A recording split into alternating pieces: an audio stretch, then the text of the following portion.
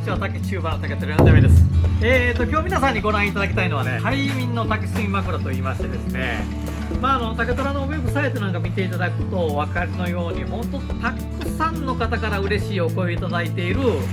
枕なんです。で、これね、結構重たいんですよ。世の中にたくさんその睡枕、竹睡枕、いろんなものがあると思うんですが、竹炭をですね、3キロも入れてるような枕ってなかなかもしかしてないんじゃないかなというふうに思ってます。で、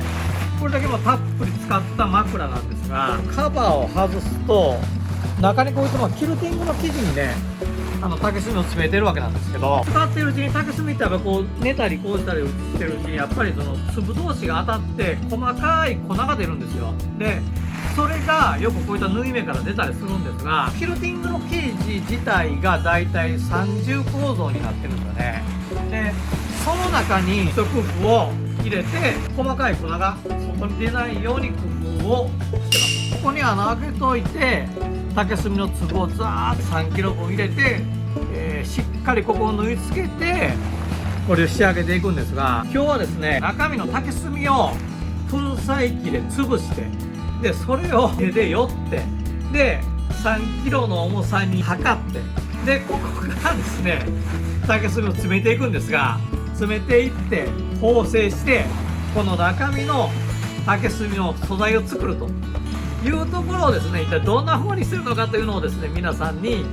ご覧いただきたいなと思ってます。手作りでこの枕を一個一個大事に作ってるっていうのがね、皆さんによーくお分かりいただけるんじゃないかなと思ってます。ぜひご覧ください。ノーバンプノーライク。